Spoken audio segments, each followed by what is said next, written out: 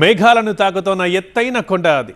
పర్యాటకానికి పేరు పొందిన ఆ ప్రాంతంలో ఇకో టూరిజం డెవలప్ చేయాలన్న ప్రభుత్వ నిర్ణయాన్ని స్థానిక గిరిజనులు వ్యతిరేకిస్తున్నారు. మరి గిరిజనులు ఎందుకు నిరసన బాట పట్టారు? అసలు వారి ఆవేదన గల కారణం ఏంటి?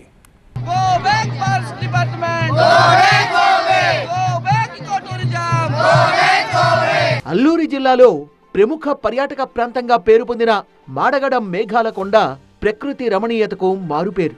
సందర్శకులకు అద్భుతమైన అనుభూతులనిస్తోంది. ఇక్కడి special attraction sun rising view point. 4 ఏళ్ల క్రితమే ప్రాచుర్యంలోకి వచ్చిన మాడగడ కొండ తక్కువ కాలంలోనే దేశ విదేశీ పర్యాటకుల్ని ఆకర్షిస్తోంది. భూతల స్వర్గాన్ని తలపించే మాడగడకు పర్యాటకుల తాకిడి పెరిగింది. పర్యాటకుల అవసరాలకు అనుగుణంగా ఇక్కడి గిరిజనులు వారికి సౌకర్యాలు కల్పిస్తున్నారు.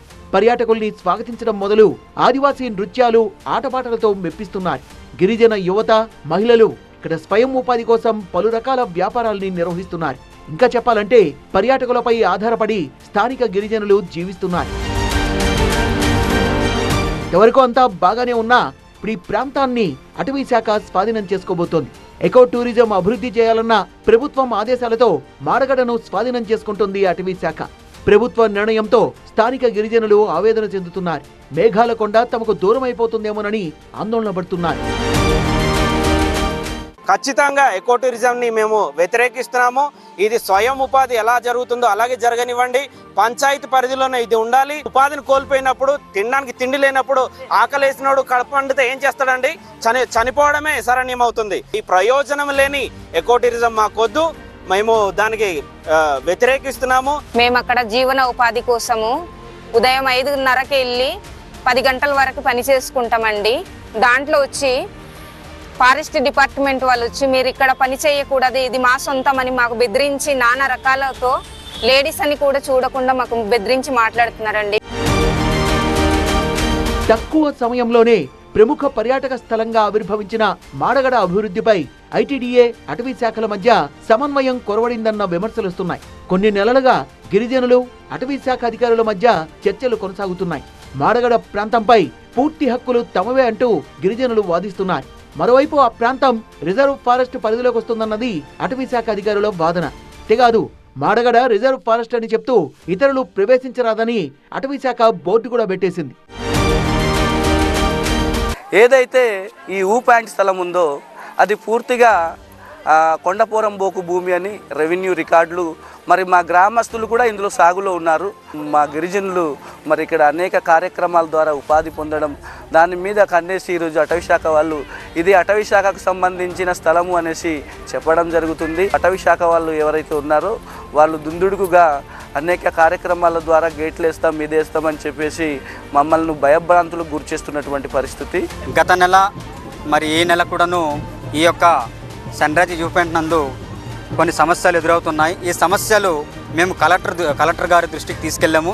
అయితే కలెక్టర్ గారు కూడా మాకు హామీ ఇచ్చి ఉన్నారు.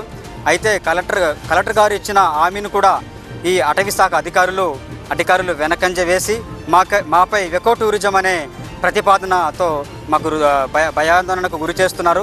దయచేసి మీ యొక్క ఎకో టూరిజం మీరు వెనక్కి తీసుకొని మాకు 100% స్వయం ఉపాధి కల్పిస్తారనేసి ప్రభుత్వానికి మరొకసారి తెలియజేసుకుంటున్నాను. మాడగడ కొండకు టూరిస్టుల తాకిడి దృష్టిలో పెట్టుకుని డబుల్ రోడ్ నిర్మాణాన్ని కూడా ఇటీవల పాడేరు ఐటీడీఏ మొదలుపెట్టింది. ఈలోపే అటవీ శాఖ మాడగడ మేఘాల కొండ ప్రాంతం తమదంటూ బోర్డు పెట్టడంతో ఐటీడీఏకు ఇటు స్థానికులకు మింగుడు పడ్డం లేదు. అటవీ శాఖ నిర్ణయంతో మాడగడ పర్యాటకంపై ఆధారపడ్డ గిరిజనులు ఆందోళన చెందుతున్నారు. ఈ స్థలం రెవెన్యూ పరిధిలో ఉందంటున్నారు. సబ్ కలెక్టర్ నేతృత్వంలో జరిగిన సర్వే ప్రకారం మాడగడ ప్రాంతం సర్వే నంబర్ 84, 85, 86లో ఉందని ప్రకటించారని చెప్తున్నారు. అటవీ శాఖ దుందుడుకు చర్యల్ని తీవ్రంగా ఆక్షేపిస్తున్నారు గిరిజనులు. గతంలో రెవెన్యూ ల్యాండ్ గా ఉంటున్నది సబ్సిక్వెంట్ గా రిజర్వ్ ఫారెస్ట్ గా యాజ్ ఆన్ టుడే నోటిఫై అయ్యడం జరిగింది. అంటే 1976 నుంచి ఇప్పుడు దాకా. సో దాంట్లో ఇప్పుడు లోకల్ గిరిజనులు, అక్కడ విలేజర్స్ అక్కడ చేసిన పర్యాటకాలని ఇప్పుడు ఫారెస్ట్ ఆపేసి అక్కడ కూడా ఒక కమ్యూనిటీ బేస్డ్ ఎకో టూరిజం తీసుకురావడానికి అక్కడ నుంచి ఒక ప్రాజెక్ట్ శాంక్షన్ తీసుకురావడం వలన ఈ వ్యతిరేకత స్టార్ట్ చేశారు. ఖచ్చితంగా దీనికి గిరిజనులకి ప్లస్ అక్కడ ఉంటున్న ప్రాంతీయ అభివృద్ధికి అండ్ వనరులు కాపాడడానికి ఉన్న కన్సర్వేషన్ ఎఫర్ట్స్ అన్ని కలిపి ఒక మంచి మోడల్ ఒకటి ప్రిఫర్ చేస్తాం. అది ప్రభుత్వ దృష్టికి తీసుకోవాలి.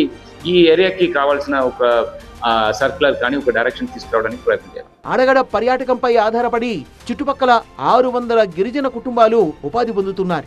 ఎకో టూరిజం ఏర్పాటు చేస్తామన్న అటవీ శాఖ నిర్ణయంపై ఆందోళన బాటపట్టిన గిరిజనులు పాడేరు అటవీ రేంజ్ కార్యాలయాన్ని ముట్టడించారు.